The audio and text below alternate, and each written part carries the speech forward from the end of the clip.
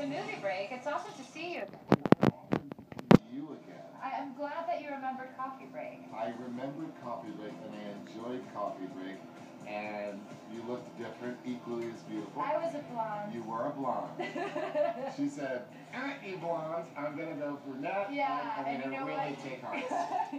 And now she's sweeping the streets with hearts. She's just sweeping the streets with hearts. I feel kind of smarter though. I know, you look smarter. You look a weird.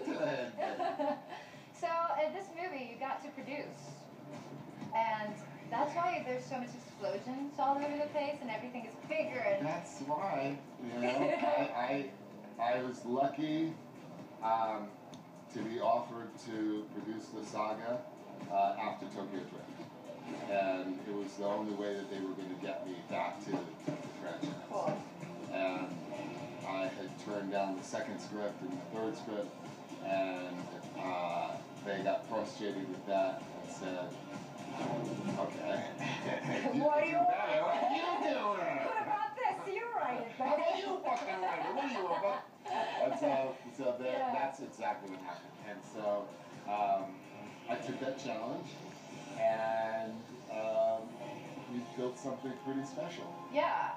Favorite scene to produce for you? Skydiving was a lot of fun. Like, seeing that in the movie theater, it was like vertigo in my stomach. I was like, oh. No, I was there too. It was really cool to do it, and really cool to imagine that sequence. You know, we had such a great team to execute it all, but this one was about having fun with the idea that we've become these kind of proletarian superheroes. Yeah. And we embraced that. And I remember that shift that happened after Fast and Furious, the fourth chapter, and the fifth one, that we were transitioning miraculously into this kind of giant superhero movie without originating from Marvel or DC or having any of the conventional 50-year-old superheroes. We were doing something that was homegrown and something that was kind of pushed forward by the audience. So there was something very cool about that. Very cool. And I also felt like in your acting and the way you came across in this movie, I felt a different Dom. Interesting. Where do you draw to make this character different? Because you can totally see there's growth. You can see a more mature but stronger at the same time. I think you did a very cool job with that. Thank you. Let's talk about that. Well, the trickiest thing about returning to a character that you played for 15 years is how do you evolve that character, and how do you make him different than the last time the audience has seen him? So you got buffer. I got fatter. You grew one of those. I grew one of those. I had a lot of beers to get my beer mechanic's belly there. It's so interesting because in many ways the Dom Toretto character is something that exists and is a part of me. And so the things that happen in my private life or in my personal life affect the character's growth and the character's evolution. If you're receptive to it, if you're able to incorporate it. I think that's what happened with my performance on this and my performance throughout the saga. You get to play the same character over so many years. Because I was in school when the You were in grade school. Come on, be real. I was in kindergarten when this movie came out. I was in threes. I can legally watch it. It's what's so beautiful about the saga, that the audience has been able to grow as the characters have grown on film. You're producing this movie, so Pablo was Paul Walker, by the way, but he calls it Pablo. So she. So it is, yes.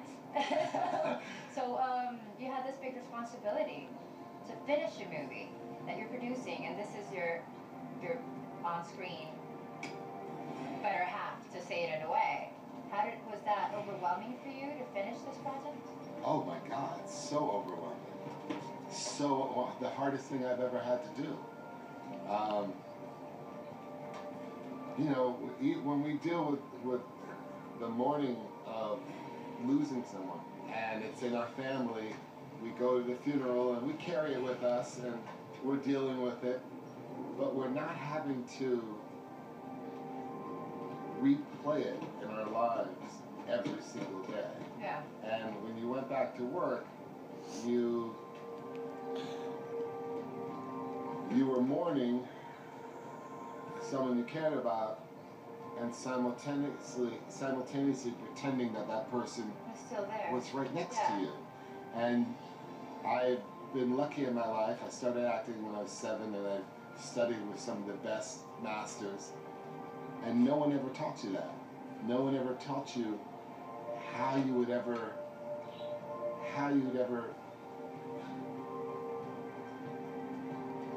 try to overcome the pain that's in your heart, or the loss that's in your heart, while simultaneously playing a whole myriad of different emotions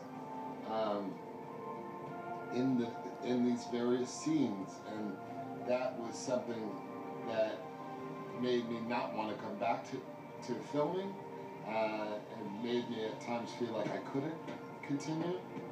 Amidst this loss, this personal loss, that was simultaneously a global loss, there was the mandate, and that mandate was to honor a legacy in a way that only we could. The crazy thing is you miss the bullets. Everyone's looking for the thrill, but what's real, bro?